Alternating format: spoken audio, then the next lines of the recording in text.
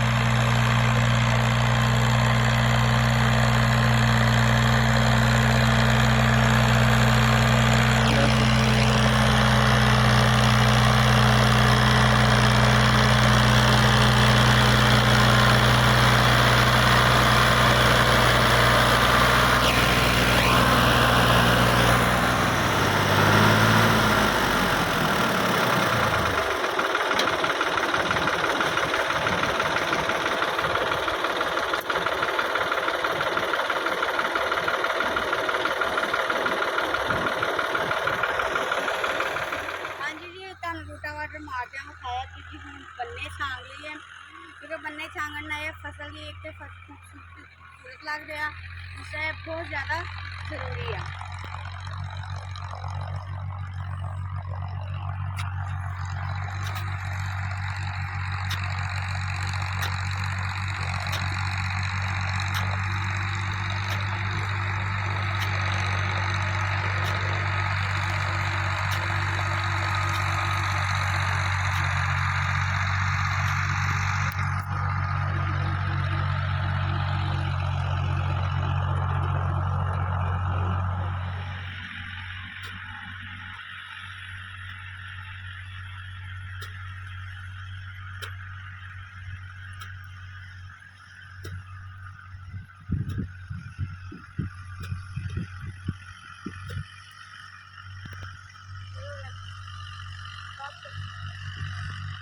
ਹਾਂਜੀ ਜੀ, ਸਾਡੇ ਪੰਜਾਬ ਦੇ ਪਿੰਡਾਂ ਦੇ ਵਿੱਚ ਹੁਣ ਜਿਵੇਂ ਮੌਸਮ ਆ ਬਦਲ ਗਿਆ, ਨਵੀਆਂ ਫਸਲਾਂ ਬੀਜਣ ਦਾ ਤੇ ਕੰਮ ਚੱਲਦੇ ਹੀ ਰਹਿਣੇ ਹੈਗੇ ਆ।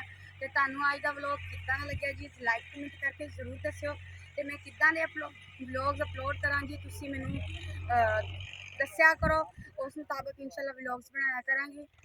ਤੇ ਮੈਂ ਤੁਹਾਨੂੰ ਦੱਸਦਾ ਕਿ ਮੇਰਾ ਫੇਸਬੁੱਕ, ਇੰਸਟਾਗ੍ਰਾਮ ਤੇ ਟਿਕਟੋਕ ਦਾ ਜਿਹੜਾ ਲਿੰਕ ਡਿਸਕ੍ਰਿਪਸ਼ਨ ਦੇ ਵਿੱਚ ਮੈਂਸ਼ਨ ਹੋਣਾ ਵਾ, ਤੁਸੀਂ ਜਾ ਕੇ ਜਲਦੀ ਉਹਨੂੰ ਵੀ ਫੋਲੋ ਕਰ ਲਓ। ਤੇ ਇਨਸ਼ਾਅੱਲਾ ਵਧੀਆ ਤੋਂ ਵਧੀਆ ਵੀਡੀਓ ਨਾਲ ਮਿਲਦੇ ਰਹਾਂਗੇ। ਤੇ ਇਸ ਵੀਡੀਓ ਨਾਲ ਜੀ ਰੱਬ ਰੱਖਾ।